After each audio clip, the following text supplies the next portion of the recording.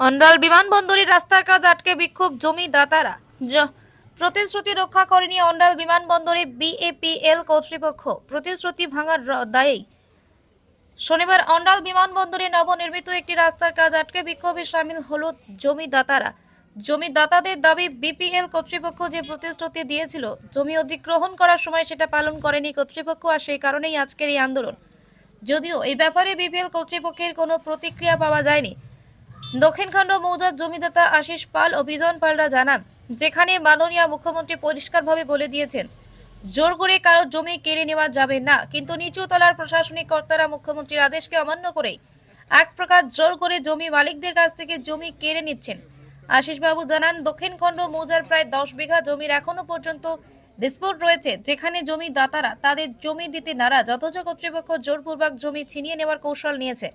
তিনি বলেন, যখন বিমানবন্দর এখানে তৈরি হচ্ছিল তখন এলাকার জমিদাতারা বন্ধুসুলভ আচরণ দেখি তাদের জমি বিমানবন্দর কর্তৃপক্ষকে দিয়েছিল। প্রায় 2300 একর জমি দাতারা বিমানবন্দর কর্তৃপক্ষকে দেয়।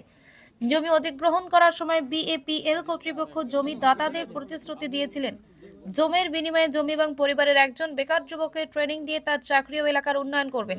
কিন্তু আজ এত বছর পরও আশ্বাস ইশার কোনো কথা রাখেনি বিপিএল কর্তৃপক্ষ বলে দাবি করেছেন জমিদাতাদের একাংশ। বিপিএল কর্তৃপক্ষ অন্ডাল বিমানবন্দর থেকে বিপিএল কর্তৃপক্ষ অন্ডাল বিমান নগরী থেকে অন্ডাল উখড়ার প্রধান রাস্তা তামলা মোড় পর্যন্ত একটা রাস্তা নির্মাণের কাজ করছেন। নতুন যে রাস্তাটি তৈরি হচ্ছে তার পাশাপাশি জমিগুলো জমিদাতারা এদিন রাস্তার কাজ আটকে বিক্ষোভে সামিল হলো। তাদের দাবি, বিএপিএল এলাকার জমিদাতাদের দেওয়া প্রতিশ্রুতি রক্ষা না করলে কোনো মতে রাস্তা তৈরির কাজ করতে দেওয়া হবে না। এদিকে এলাকায় উত্তেজনা বাড়ায় নামানো হয়েছিল প্রচুর পুলিশ বাহিনী ও কম্প্যাক্ট ফোর্স। শেষ পর্যন্ত প্রশাসনিক কর্তাদের আশ্বাসে আগামী সোমবার জমিদাতাদের নিয়ে একটা বৈঠকের সিদ্ধান্ত হলে আশ্বাস মতো এদিনের বিক্ষোভ তুলে নেন জমিদাতারা। পশ্চিম বর্ধমান অন্ডাল থেকে মদন দালালের রিপোর্ট, ডেলি নিউজ কলকাতার। আপনারা দেখছেন ডেলি নিউজ। অন্ডাল বিএপিএল যে সংস্থা, তারা এই জমিগুলো বলছে আমরা অধিগ্রহণ করেছি, কিন্তু আমরা মালিক হয়ে টাকা তুলিনি। আমরা বহুদিন ধরে এই জমিটা ওনাদের কাছে বারবার রেজুলেশন দিয়েছি যে আমাদের জমির পরিবর্তে কিছু জমি দেওয়া হোক বা আমাদের সঙ্গে একটা মীমাংসায় বসা হোক।